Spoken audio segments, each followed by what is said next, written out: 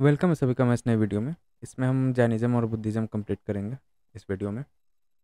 तो और ये आपका जो है ना अपकमिंग कोई भी एसएससी स्टेट पीसीएस या यूपीएससी एग्जाम्स है उसमें इसमें से बहुत सारे इंपॉर्टेंट क्वेश्चंस है या जो पॉइंट्स है वो रिलेवेंट है और आपको एग्जाम्स में अपकमिंग एग्जाम्स में बहुत ही ज़्यादा हेल्पफुल रहेगा।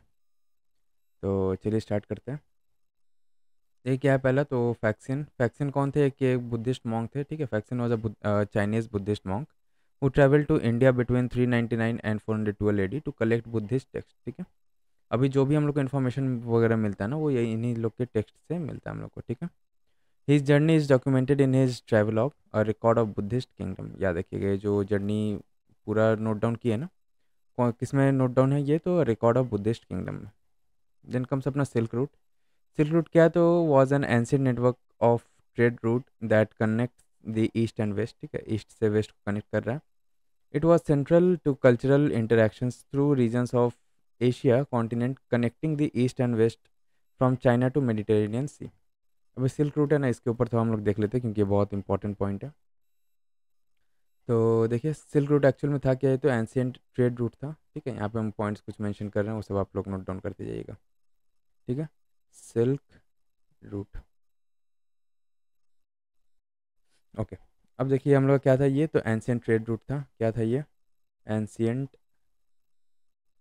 Trade route. ठीक है, ट्रेड रूट। और ये किसको कनेक्ट करता था? चाइना को कनेक्ट करता था विद सेंट्रल एशिया। ठीक है, सिर्फ सेंट्रल एशिया नहीं, सेंट्रल हो गया, मिडिल हो गया, मिडिल ईस्ट हो गया और यूरोप, सबको कनेक्ट करता था ये। और ये जो है हम लोग का सिल्क रूट क्यों नाम दिया गया था, क्योंकि इसमें प्राइमरली जो है ना चाइना से वेस्ट तक ये ठीक है कैरी करता था। कोई भी जो रूट ट्रेड वगैरह होता था ना इसी रूट के थ्रू होता था। ठीक है, और सिल्क है तो बेसिकली सिल्क का ही ट्रेड होता था उस टाइम ज़्यादा। और इसका एक बार हम लोग टाइमलाइन देख लेते हैं, सिल्क रूट का टाइमलाइन क्या है। टाइमलाइन अगर बोला जाए तो ये बेसिकली स्टार्ट हुआ था ना हैन डायनेस्टी से। ठीक है, जो कि सेकेंड सेंचुरी।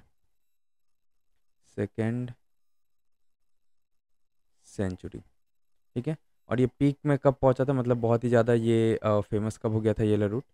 तो टैंग एंड योंग डायनेस्टी के टाइम में।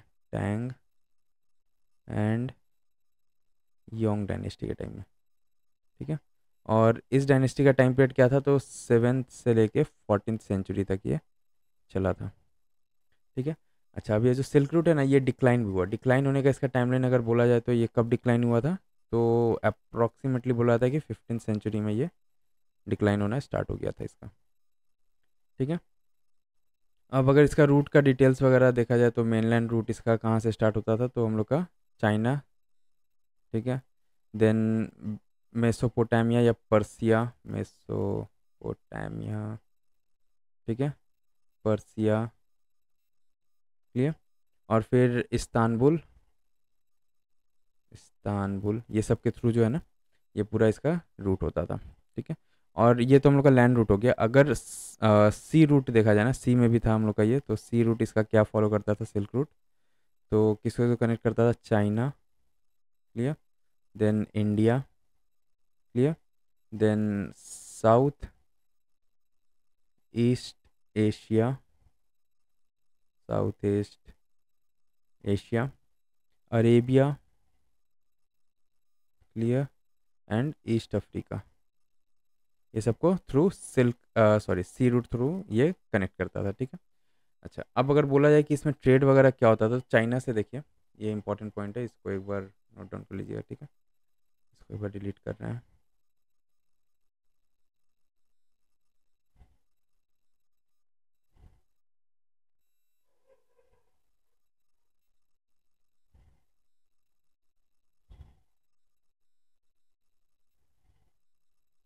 हम्म, बस ये भी हल्का फुल्का ये भी डन है। ये सब ना आप लोग नोट डाउन करते रहिएगा। ठीक है, इंपॉर्टेंट पॉइंट्स है कुछ कुछ जो जो इंपॉर्टेंट है ना वो सब बता रहे हैं, तो नोट डाउन करते रहिएगा, आपको नोट्स बनाते रहिएगा अपना। अच्छा अब अगर बोला जाए कि सिल्क रूट में ना गुड्स क्या क्या ट्रैवल होता था, गुड्स ट्रैवल बोलें, गुड्स ट्रेड क्या क्या होता था। ठीक है, तो सबसे पहले तो चाइना से क्या क्या आता था याद रखिएगा। चाइना उस टाइम ना बहुत ही मैंने लार्जेस्ट प्रोड्यूसर बोला जाता था सिल्क का। ठीक है, देन पोर्सिलियन जो पोर्सिलेन, वो जो चीनी मिट्टी बोला जाता है ना, वो वहाँ से ये होता था। देन टी, क्लियर, पेपर, ये सब। अच्छा, इंडिया से क्या क्या ट्रेन यहाँ से जाता था सिल्क रूट के थ्रू? इंडिया जाता था, लार्जेस्ट एक्सपोर्टर था उस टाइम इंडिया स्पाइसेस का, ठीक है। Then textile, clear. Then comes ivory, gems, ठीक है। उसके बाद आ जाइए आपका अरेबिया या पर्सिया से क्या क्या आता था, अरेबिया या पर्सिया से क्या क्या ट्रेड होता था इस रूट में? तो कारपेट्स, क्लियर, परफ्यूम्स, ठीक है, ये सब ट्रेड होता था। और यूरोप से क्या क्या आता था इस रूट के थ्रू? तो यूरोप से आता था मेटल्स, क्लियर। देन वूल्स और आपका वाइन, ये भी इस टाइम बहुत ही ज़्यादा ये सब ट्रेड किया जाता था थ्रू सिल्क रूट, ठीक है। ये तो हम लोग का गुड्स का ट्रेड हो गया। अब अगर बोला जाए ना, तो इसमें और एक एस्पेक्ट हम लोग का आ सकता है कि क्या क्या यहाँ पे ना कल्चरल एक्सचेंज भी होता था थ्रू सिल्क रूट। अब क्योंकि डिफरेंट कंट्रीज इस रूट को फॉलो करते थे ना, तो यहाँ पे कल्चरल एक्सचेंज, बहुत सारा कल्चर जो है ना यहाँ पे एक्सचेंज हुआ था। अब वो क्या क्या चीज़ एक्सचेंज हुआ था, तो वो देख लेते हैं। अ, हम्म, आइए अपना काम सब कल्चरल एक्सचेंजेस क्या क्या होता था, ठीक है, थ्रू सिल्क रूट, ठीक है। तो सबसे पहला तो देखिए, अभी हम लोग जो बुद्धिज़्म पढ़ेंगे ना, बुद्धिज़्म भी थ्रू सिल्क रूट ही बोला जाता है, ये स्प्रेड हुआ था। तो पहला क्या हो गया हम लोग का, बुद्धिज़्म, ठीक है। देन इस्लाम, ये भी थ्रू सिल्क रूट ही ये फेमस हुआ था। क्रिश्चियनिटी, ठीक है। उसके बाद हम लोग का देखिए पेपर मेकिंग जो था ना, पेपर मेकिंग पहले सिर्फ चाइना में था, उसके बाद ये थ्रू सिल्क रूट जो है ना, पूरा हम लोग का ऑल ओवर वर्ल्ड में फेमस हो गया था। देन कम्स अपना प्रिंटिंग, प्रिंटिंग टेक्निक्स जो है ना, वो भी थ्रू सिल्क रूट ही फेमस हुआ था। देन मेडिसिन, मैथमेटिक्स, ये सब हम लोग का कल्चरल एक्सचेंज थ्रू हुआ था, ठीक है। मेडिसिन, देन मैथमेटिक्स, लिया, ओके, ये हो गया। उसके बाद आइए, अब हम लोग का अगर देखा जाए कि इंडिया का क्या रोल था इसमें हम लोग का सिल्क रूट में, ये भी इम्पोर्टेंट पॉइंट बन जाता है। वन सेकेंड,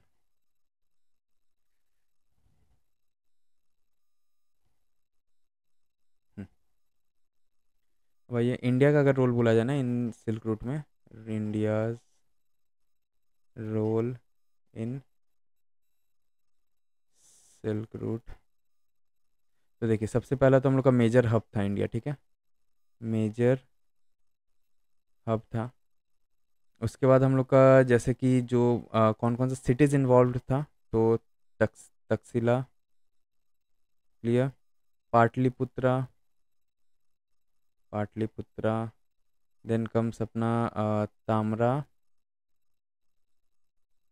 लिप्ति, ठीक है, कांचीपुरम, कांचीपुरम, ये सब सिटीज़ इन्वॉल्व था किसमें, सिल्क रूट में, ठीक है।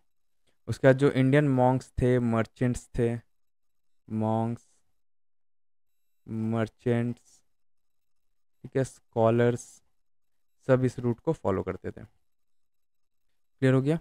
उसके बाद देखिए, अब हम लोग का अगर बोला जाए तो डिक्लाइन कैसे हुआ था, तो हम लोग का जब ओटोमैन का कंट्रोल बढ़ गया था ना, ओटोमैन कंट्रोल या एम्पायर का जब कंट्रोल बढ़ गया था ना, तब हम लोग का सिल्क रूट जो है डिक्लाइन होना शुरू हो गया था। अब जो ये सिल्क रूट बेसिकली ना, ये इतना इंपॉर्टेंट क्यों बन जाता है, क्योंकि अभी मॉडर्न डे में आप लोग ये सुने होंगे BRI, BRI क्या है, बेल्ट एंड रोड इनिशिएटिव, ठीक है। तो ये हम लोग का बेसिकली ना सिल्क रूट को ही, सिल्क रूट के कंसेप्ट को आगे बढ़ाया जा रहा है बेल्ट एंड BRI में। और ये जो हम लोग का यूनेस्को का वर्ल्ड हेरिटेज साइट में भी आ जाता है सिल्क रूट, यहाँ लिख दे रहे हैं, यूनेस्को वर्ल्ड हेरिटेज साइट में भी आ जाता है, ठीक है, world heritage site, silk route, clear हो गया। तो सिल्क रूट के लिए ये सब जो भी है ना इंपॉर्टेंट पॉइंट्स है, इसको ध्यान में रखिएगा। अब देखिए बुद्धिज़्म इन चाइना क्या है, तो Buddhism was introduce to China during the Han dynasty, ठीक है। हैन डायनेस्टी यहाँ पे बताए थे 206 to 220 AD. It became one of the major religions in China, influencing Chinese culture, philosophy and art. Then comes Kashyapa Matanga. ये कौन थे, तो Kashyapa Matanga was an Indian Buddhist monk who is traditionally thought to have first arrived in China in the first century AD. He is credited with helping to establish Buddhism in China. Several Buddhist pilgrims and scholars such as Faxian, ठीक है, ये जो ऊपर हम लोग पढ़े हैं, traveled to China during the first, second and third centuries AD. These journeys were primarily taken to collect Buddhist scriptures and spread Buddhism in India. Then हम लोग क्या है, देखिए figures like Faxian and Kashyapa Matanga played crucial roles in the cultural exchange between China and India and China during this period. The Silk Route was vital conduit for not only trade but also for cultural and religious exchanges. These travels significantly influenced the development of Buddhism in China. Then comes the Mogao Caves, also known as the Thousand Buddha grots, are a system of 500 temples located southeast of Dunhuang on Oasis city of Gansu province, China. Clear, China holds a rich, diverse religious landscape with Buddhism playing a prominent role throughout its history. Then the Mogao caves represent a significant cultural and artistic treasures with over 4 lakh square feet of frescoes and sculptures depicting various Buddhist stories and the figures. They are renowned for their exquisite Buddhist art, including murals and sculptures spanning from the 4th to the 14th century. ठीक है, next comes अपना देखिए मथुरा। अब कुछ important points और देख लेते, तो Mathura was prosperous centre for Jains during the Kushana period. अच्छा, जैनिज्म बुद्धिज्म के बारे में अगर हम बता दे रहे हैं यहाँ पे, यहीं पे बताते हैं, इसमें जैनिज्म का हो जाएगा, आइए, ठीक है। अब देखिए सबसे पहले हम लोग का बुद्धिज्म के बारे में देख लेते हैं, ठीक है। बुद्धिज्म, तो इसका ओरिजिन अगर देखा जाए तो इसके फाउंडर कौन बोला था बुद्धिज्म का, तो सबको पता होगा, सिद्धार्थ। अब बोलिएगा तो नया नाम आ गया, इनका पूरा नाम यही था, सिद्धार्थ गौतमा, ठीक है। और इनका अगर बोला जाए बॉर्न, ये इनका बर्थ कहाँ हुआ था, तो लुम्बिनी में। कहाँ हुआ था, लुम्बिनी में। ये लुम्बिनी अगर बोला जाए अभी प्रेजेंट में कहाँ है, तो नेपाल में है, क्लियर। और टाइम पीरियड अगर बोला जाए तो 563 BC, क्लियर, ओके। अब ये कौन से क्लैन से थे गौतम बुद्धा, तो ये हम लोग का शाक्य क्लैन से थे, शाक्य क्लैन, ठीक है। और ये जो था ना कपिला वस्तु का रॉयल फैमिली थे, मतलब एक बेसिकली ये राजा थे, ठीक है, ओके। उसके बाद देखिए अब इनको जो है ना इनलाइटमेंट कब मिला था, तो बोधि ट्री, इनलाइटमेंट, इनलाइटमेंट, तो ये हम लोग का बोध गया में मिला था, बोध गया अंडर अ बोधि ट्री, ठीक है, बोधि ट्री। और अच्छा, इनका एज कितना था इस टाइम, तो 35 ईयर्स के जब थे ना, तब इनको एनलाइटमेंट मिला था, ठीक है। और इनका फर्स्ट सरमॉन, मतलब फर्स्ट टीचिंग ये अपना कहाँ दिए थे, तो सारनाथ में, ठीक है। यहाँ पे 3 प्लेस आ गया। सबसे पहला इनका बर्थ कहाँ, लुम्बिनी में। एनलाइटमेंट कहाँ मिला, बोध गया में। और फर्स्ट सरमन इनका कहाँ था, सारनाथ, सरमोन सारनाथ, ऐसे याद रखिएगा, ठीक है, ओके। उसके बाद आ जाइए, इनका डेथ कहाँ हुआ था, डेथ, तो कुशीनगर, कुशीनगर। और टाइम क्या था, 483 BC, क्लियर हो गया। तो ये तो इनका लाइफ था कि कैसे कब इनका बर्थ हुआ, इनलाइटमेंट कहाँ मिला, फर्स्ट सरमोन कहाँ दिया, और डेथ कैसे हुआ। अब आइए इनका जो कोर टीचिंग्स है ना, टीचिंग्स के बारे में देख लेते हैं एक बार। बुद्धिज़्म का जो टीचिंग्स है वो एक बार देख लेते हैं, आप लोग सब नोट डाउन करते जाइएगा। ये बस इसमें प्रॉब्लम होगा, इसके बाद से जो भी PDF आएगा ना उसमें एक्स्ट्रा पेजेस रहेगा, तो उसमें आपका नोटेशंस भी मिल जाएगा, ठीक है। हम्म, हम्म, हम्म, ये डन डन डन, ओके। अब आइए इनका टीचिंग्स देख लेते हैं। ठीक है, teachings.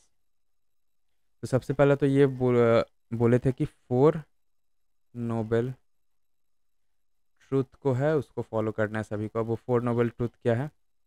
Life is full of, ये पूरा नहीं लिखेंगे, आप याद रखिएगा। Life is full of suffering. Clear. Second क्या था? Suffering is caused,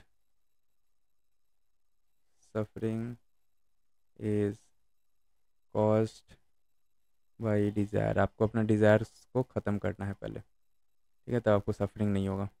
then comes अपना थर्ड क्या था? डिज़ायर और सफरिंग को ख़त्म करना है, डिज़ायर एंड सफरिंग को एंड करना है। ठीक है। और हम लोग का था fourth, follow the 8 fold path. ठीक है। अच्छा, अब 8 फोल्ड पाथ में क्या था? तो इसमें याद रखिएगा, राइट व्यू, ठीक है, then right intention, right speech, right action, right livelihood, कोई भी गलत काम नहीं करना, अच्छे से ज़िंदगी जीना है। Then right effort, right mindfulness, then right concentration. Clear. ये था हम लोग का टीचिंग्स था। उसके बाद आता है हम लोग का, बस टीचिंग्स में फ़िलहाल इतना ही है। उसके बाद आ जाइए इनका सेक्ट, मतलब जो बुद्धिज़्म था ना, वो कितने सेक्ट्स में डिवाइडेड था। सेक्ट मतलब क्या है? क्लासेस। तो उसके बारे में एक बार हम लोग देख लेते हैं। 1 सेकेंड।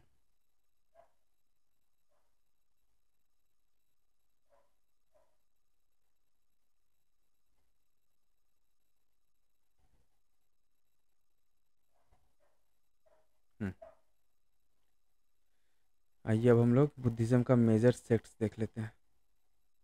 सेक्ट्स, ठीक है। तो सबसे पहला तो हम लोग का हिनायना। क्या है? हिनायना। अब हिनायना बेसिकली ना, ये लोग वैसे ग्रुप ऑफ बुद्धिस्ट थे जो हम लोग का बहुत ही ज़्यादा कंजर्वेटिव थे, बोला जाए तो कंजर्वेटिव थे। ठीक है। उसके बाद लिबरेशन, इंडिविजुअल लिबरेशन में थे, माने सब सब कुछ अकेले देखते थे लोग। Individual liberation. और जो हिनायना है ना, ये बेसिकली कौन से लैंग्वेज में लिखा हुआ था? तो पाली लैंग्वेज में हिनायना के बारे में लिखा हुआ है पूरा। ठीक है। उसके बाद नेक्स्ट हम लोग क्या आता है? हिनायना महायाना। ठीक है। महायाना ये एकदम लिबरल थॉट्स के थे सब। ठीक है। अच्छा, यहाँ पे था यूनिवर्सल, यूनिवर्सल सैल्वेशन। क्लियर। उसके बाद ये जो लिखा हुआ था ना, ये संस्कृत में लिखा हुआ था, संस्कृत लैंग्वेज में लिखा हुआ। क्लियर। ओके, देन कम्स हम लोग का वज्रयान, वज्रयान।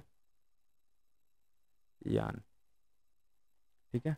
तो ये बेसिकली ना तांत्रिक वगैरह था, थे इसमें, तांत्रिक फॉर्म में थे इसमें सब। उसके बाद ये तिब्बत में बहुत ज़्यादा देखा जाता था। ठीक है। एंड हिमालयन रीजन्स में, हिमालयन रीजन्स। ठीक है। ओके, ये हो गया। और इसके बाद ये इसका काउंसिल्स बता देता, बुद्धिस्ट का जो काउंसिल्स था ना, कब कब कहाँ कहाँ कैसे कैसे हुआ था। काउंसिल्स एक बार देख लेते हैं हम लोग बुद्धिज्म का। एक मिनट,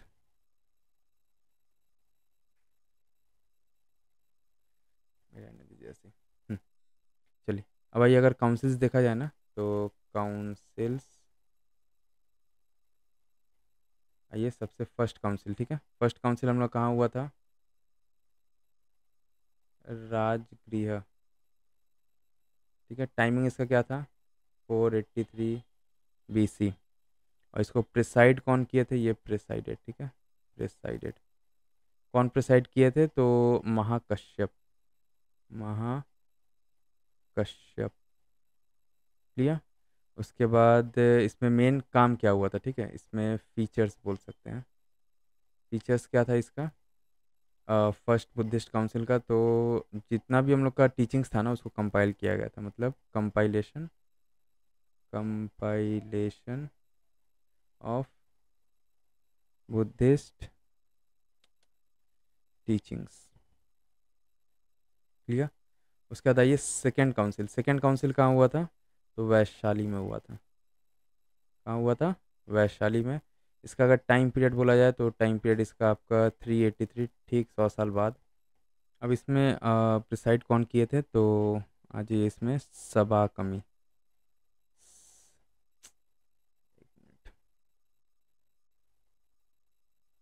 एक मिनट रुक जाइएगा। इसमें प्रिसाइड कौन किए थे, तो सबा कमी। अच्छा, और एक चीज़ इसमें ऐड कर लीजिएगा, इसमें ना आपके रूलर कौन थे इसमें, रूलर, तो अजात शत्रु थे इसमें, अजात शत्रु। और इसमें रूलर कौन थे, काल अशोका। हम्म, अब इसमें अगर बोला जाए फीचर इसमें क्या था, तो बेसिकली ना इसमें जितना भी डिस्प्यूट्स वगैरह हुआ था ना, डिस्प्यूट्स इन बुद्धिज़्म से डील किया गया था। Dispute in Buddhism was dealt was dealt. ठीक है। उसके बाद आ जाइए अपना थर्ड में। थर्ड का ये जो थर्ड का बुद्धिस्ट काउंसिल है ना, ये कहाँ हुआ था हम लोग का, तो पाटलिपुत्रा में। कहाँ हुआ था, पाटलिपुत्रा। इसका टाइम पीरियड क्या था, 250 BC। अच्छा, इसको प्रिसाइड कौन किए थे, तो मोगली मोगली पुत्ता तीसा। ठीक है। उसके बाद इसमें रूलर कौन थे आपका, तो अशोका इसमें रूलर थे। ठीक है। और इसमें क्या चीज़ से डील किया गया था, तो इसमें बेसिकली जो बुद्धिज़्म है ना वो स्प्रेड हुआ था और आगे बढ़ रहा था, स्प्रेड ऑफ बुद्धिज़्म। ठीक है, थर्ड हो गया। उसके बाद फोर्थ। फोर्थ में आइए हम लोग का, फोर्थ में कहाँ पे हुआ था, तो ये हुआ था हम लोग का कश्मीर, कश्मीर। ठीक है। और इसका टाइम पीरियड अगर बोला है तो कब हुआ था, 72 AD, या बहुत सारे बुक में ना इसमें 98 AD भी दिया रहता है। ठीक है। उसके बाद इसको प्रिसाइड कौन किए थे, तो वासुमित्रा, वासुमित्रा। और कौन से रूलर के अंडर में हुआ था ये, तो कनिष्क। ठीक है। और इसमें क्या हुआ था, तो इसमें डिवाइड हो गया था into Mahayana and Mahayana and Hinayana. Clear हुआ। तो ये काउंसिल जो है ना इसको याद रखिएगा, इंपॉर्टेंट है ये। क्लियर। अब आइए एक बार हम लोग आगे देख लेते हैं फटाफट। अ, हम्म, ये देखिए, Mathura was prosperous center for Jains during the Kushan period. Jainism is an ancient religion and emerged in the 6th century. Jainism के बारे में आगे देखेंगे हम लोग। ठीक है। फिर Mahavira was born in the 6th century BC, was the last तीर्थंकर। The spiritual gurus of the Jains were called tirthankaras. ठीक है, जैन्स के जो स्पिरिचुअल गुरुज थे उनको तीर्थंकर बोला जाता था। Pieces of evidence of Jainism have been found in Mathura. Mathura and Ujjain were two major pilgrims of Jainism in North India. अब देखिए यहाँ पे क्या दिया हुआ है, Rigveda oldest of the four Vedas है, makes clear reference to two Jain Tirthankaras Rishabh and Arishtanemi. ठीक है, वेदास जो हम लोग का ऋग्वेदा है ना उसमें इन दोनों का नाम मेंशन्ड है। Then Rishabh is the first Tirthankar of Jainism and is considered to be founder of the religion. ठीक है, जैनिज्म जो रिलीजन है उसके फाउंडर किसको बोला जाता है, ऋषभ, ऋषभ देव को। ठीक है। He is also mention in the Bhagavata Purana, a Hindu sect, as an incarnation of Vishnu, और इनको विष्णु का इनकारनेशन बोला गया। अरिस्तनेमी इज द 22nd तीर्थंकर ऑफ जैनिज्म। जैनिज्म के 22nd तीर्थंकर कौन है, तो अरिस्तनेमी। He is also known as the Neminatha and is said to have been close relative of Krishna. The Rig Veda mentions both Rishabh and Aristonemi in the context of bulls. अब ऋग वेदा के इतना जो ये जो सेक्शन है ना उसमें Rishabha is called the bull of gods and the lord of the cows. Rigveda के इस सेक्ट में अरिस्तनेमी को बुल ऑफ मारुत्स बोला गया है and the lord of cattle. These references suggest that the Rig Veda was aware of the Jain traditions and Tirthankar and made it respected them and that it respected them as important figures. Clear? Then देखिए the fact of Rishabh and Aristonemi are both associated with bulls is also significant as bull are considered to be sacred animal in both Jainism and Hinduism. Then reference to Rishabh and Aristonemi in the Rig Veda provide evidence of the early interaction between Jainism and Buddhism.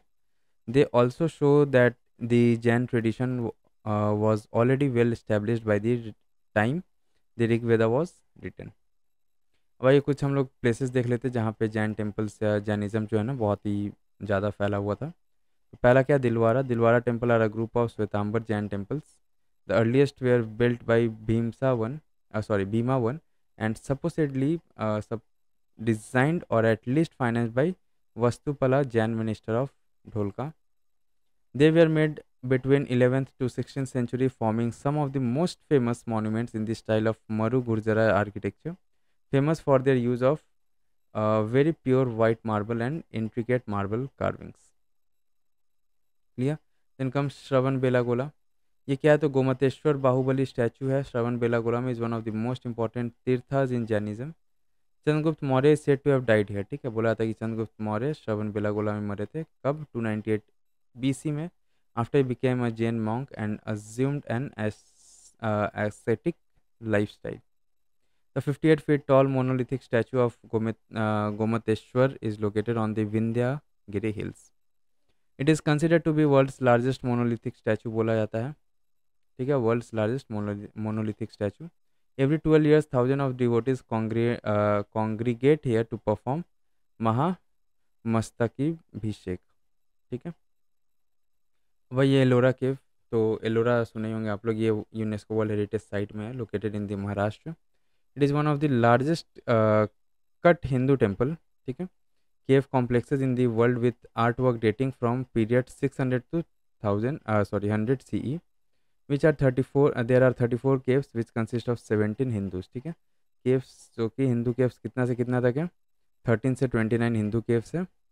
Then 12 Buddhist केव है, 1 to 12, and 5 Jain caves है, 30 to 34 caves.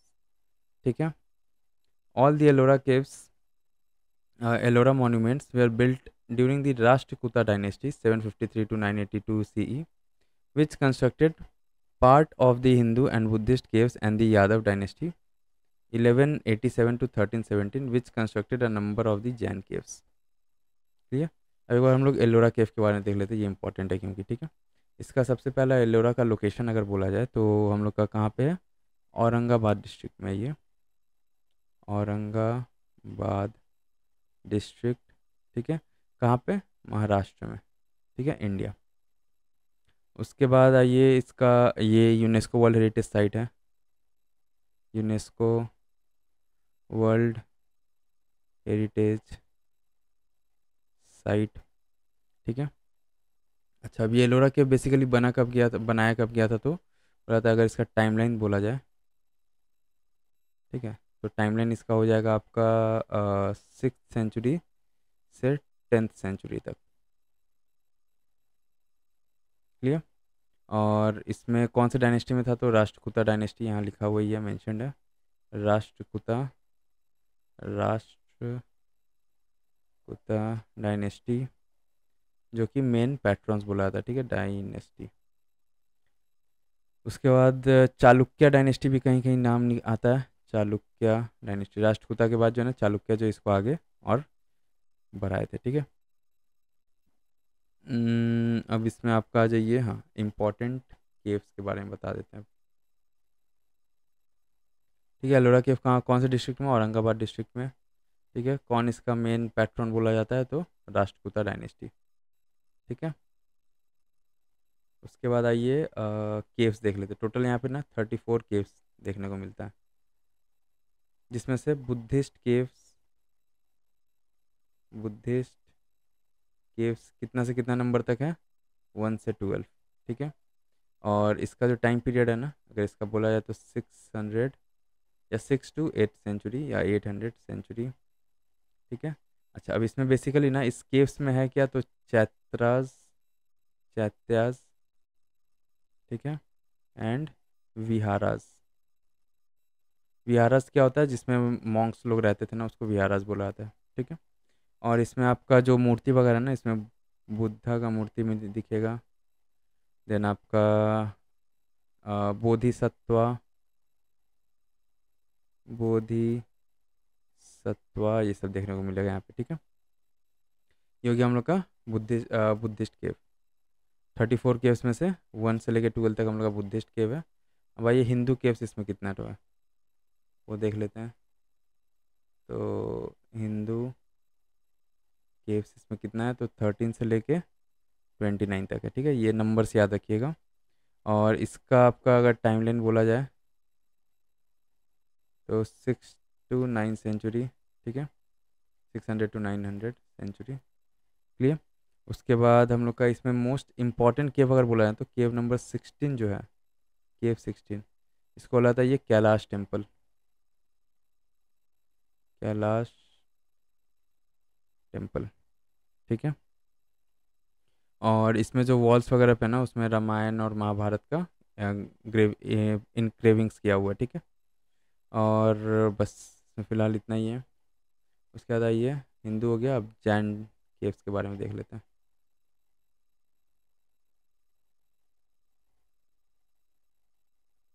ठीक है। आइए अब Jain caves, ये आपका 32 34 numbers का केव है, ठीक है, जैन केव्स। उसके बाद इसका अगर टाइम पीरियड बोला जाए तो ये 800 सेंचुरी से 200 साल, मतलब कि 1000 सेंचुरी तक था ये, ठीक है, इसका बनने का वो है।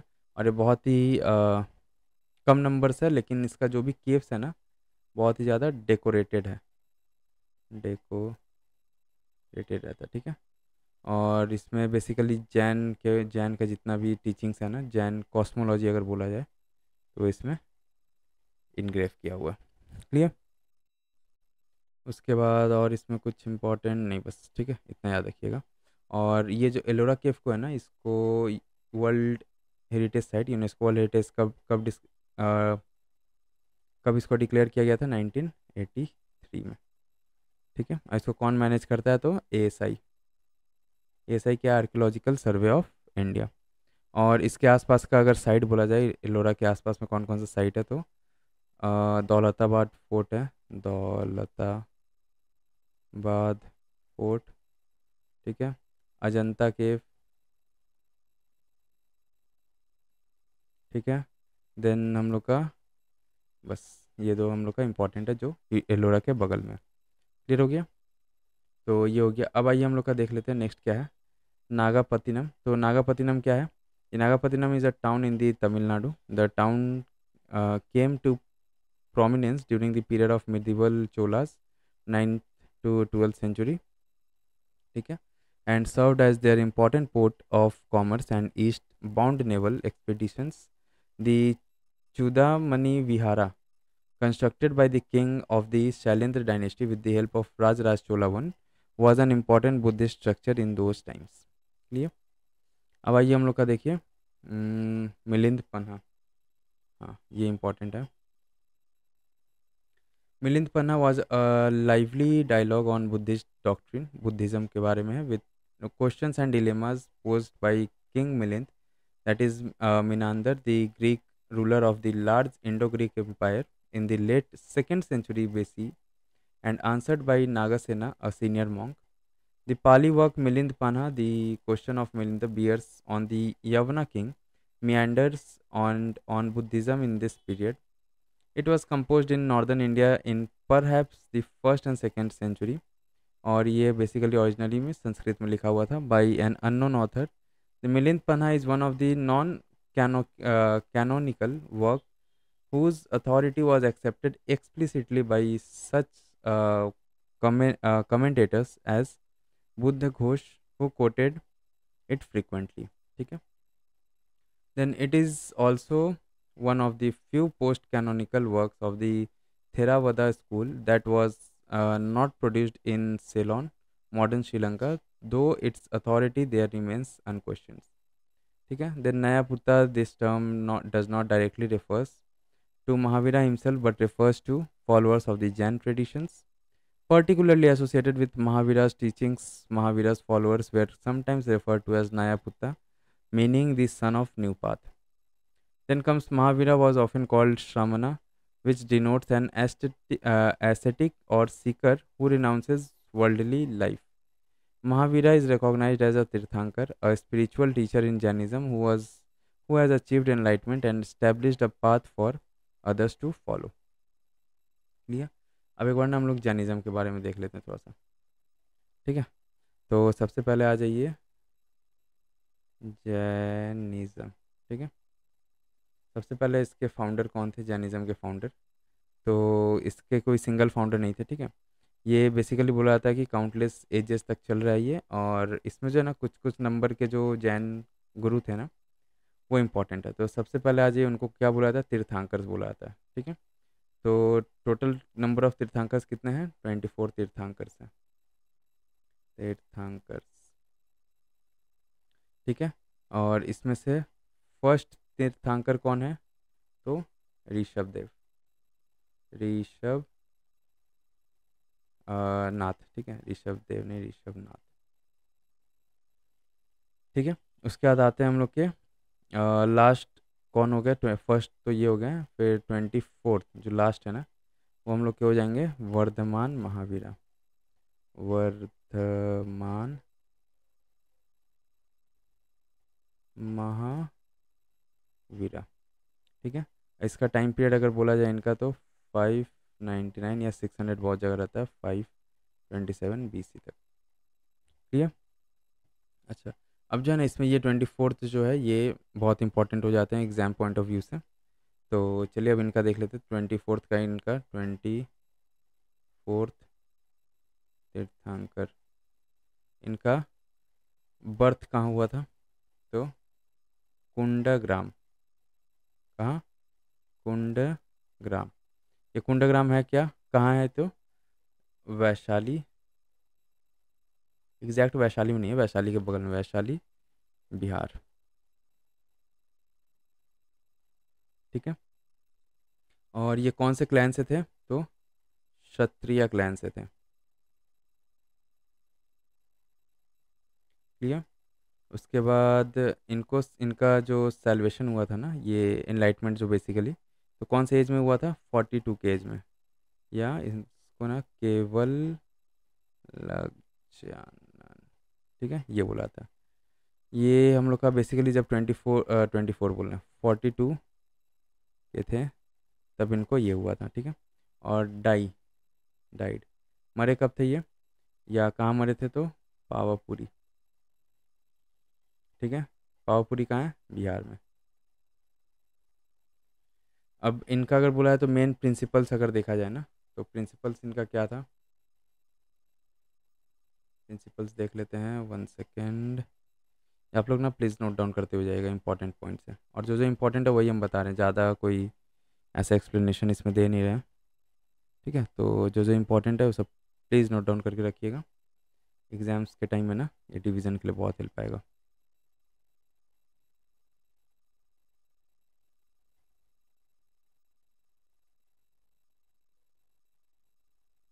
हम्म, ये हो गया। अब आइए, अगर इनका कोर टीचिंग्स या प्रिंसिपल्स बोला जाए ना, प्रिंसिपल्स तो क्या था? सबसे पहला तो अहिंसा।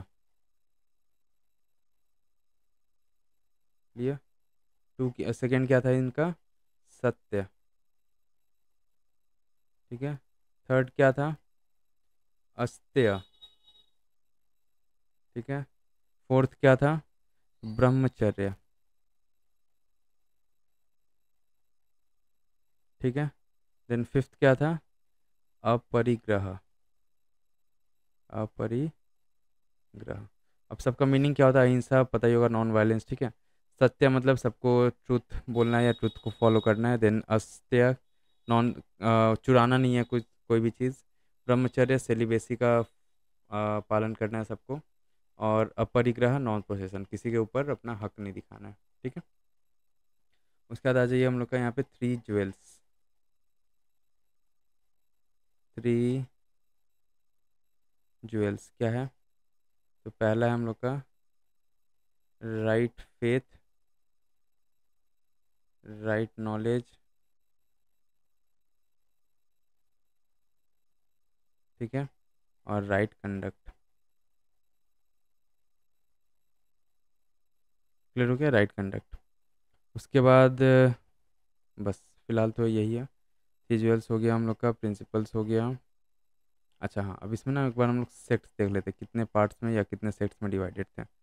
तो दिगंबरास, ठीक है, दिगंबरास और श्वेतांबरास, श्वेतांबरास। अब इन दोनों डिफरेंट क्या था? तो इनको बोला जाता था कि जो न्यूड रहते थे, ठीक है, यहाँ लिख रहे हैं, यहाँ मेंशन कर रहे हैं, ये न्यूड रहते थे। उसके बाद ये लोग बोलते थे ना कि women can not attain liberation without rebirth as man, ठीक है। ये बोलते थे कि अगर वोमेन को लिबरेशन चाहिए तो उनको रीबर्थ लेना पड़ेगा एज अ मैन, तभी जाके उनको फिर लिबरेशन मिलेगा, ठीक है। और श्वेतांबरास क्या थे? ये वाइट रोब्स पहनते थे, वाइट रोब्स, ठीक है। और उसके बाद ये इनका कहना था कि ये फीमेल जो है लिबरेट हो सकती है, फीमेल्स का लिबरेशन पॉसिबल है, ठीक है, सेम बर्थ में। बस फिलहाल यही है, ठीक है, ये याद रखिएगा। अब बस ठीक है। अब आइए हम लोग इधर देख लेते हैं एक बार क्या है। Jainism which is also known as the Jain dharma is an ancient Indian religion. They trace their history to the 24 saviours known as tirthankars, ठीक है, 24 तीर्थांकर्स रहे थे इसमें। फर्स्ट तीर्थांकर का नाम था Rishabhanath and the 24th tirthankar was Mahavira. Jain literature is contained in the Agam in which a number of Jain text are there in the Ardhamagadhi Prakrit language, ठीक है। कौन सा लैंग्वेज में? तो अर्धमगधी प्राकृत लैंग्वेज। 5 वर्स क्या है? अहिंसा, सत्य, ठीक है, अस्तेय या नॉन स्टीलिंग, ब्रह्मचर्य और फिर अपरिग्रह, ठीक है। अब बुद्धिस्ट काउंसिल ही हम लोग ऊपर देख चुके हैं। फर्स्ट बुद्धिस्ट काउंसिल 483 में हुआ था और सतपनी केव्स इन राजगृह में हुआ था ये। It was held under the patronage of king Ajatashatru. First Buddhist council यहाँ पे महाकश्यप थे, ठीक है। अब प्रिसाइडेड कौन किए थे? महाकश्यप। एजेंडा क्या था? तो प्रिजर्व करने का the teachings of the Buddhist and the monastic disciplines and guidelines for monks. It was held after just after the death of Buddha, where suttas and Vinaya were recited by the monks Ananda and Upali respectively. Abhidham Pitaka was also recited in this council. Then comes second Buddhist council 383 BC. तो second Buddhist council कहाँ हुआ था? वैशाली में। इसके ruler कौन थे? काल अशोक। और इसमें प्रिसाइड कौन किए थे? सभा कमी। एजेंडा क्या था? Was settle and disagreement of different सब डिविजन्स, ठीक है। डिस्कशन वगैरह हुआ था कि क्यों सब डिवीजन में क्यों चला गया बुद्धिज्म। देन कम्स अपना this council rejected the Mahasanghikas as canonical Buddhist text. For this reason the council is considered historical. Then comes अपना थर्ड बुद्धिस्ट काउंसिल कब हुआ था? 250 BC। The third Buddhist council was held at Pataliputra in Magadh empire और इसमें अशोका थे। Third Buddhist council was presided by Moggali Putta Tissa. Agenda क्या था इसका? तो analyse the different schools of Buddhism and to purify them. Ashoka sent several groups of different countries to spread Buddhism after this council. और fourth Buddhist council कब हुआ था? 72 AD या बहुत सारे में 98 AD भी लिखा हुआ, ठीक है। The fourth Buddhist council was convened in Kashmir और इसमें कनिष्क का रूलर थे। और इसको कौन प्रिसाइड किए थे? तो वासुमित्रा या एंड अश्वघोष। The agenda of Buddhist council was reconciliation of various conflicts between different schools of thought. और इसमें हिनायना एंड महायाना सेक्ट जो है डाइवर्ज हो गए थे इस काउंसिल में, ठीक है। बस तो फिलहाल इतना ही रखिए। और अगर वीडियो अच्छा लगा हो, इन्फॉर्मेटिव लगा हो, तो प्लीज़ लाइक कर दीजिएगा और अपने फ्रेंड्स के साथ शेयर कीजिएगा और चैनल को थोड़ा सब्सक्राइब कर दीजिएगा। चलिए मिलते हैं नेक्स्ट वीडियो में। Thank you.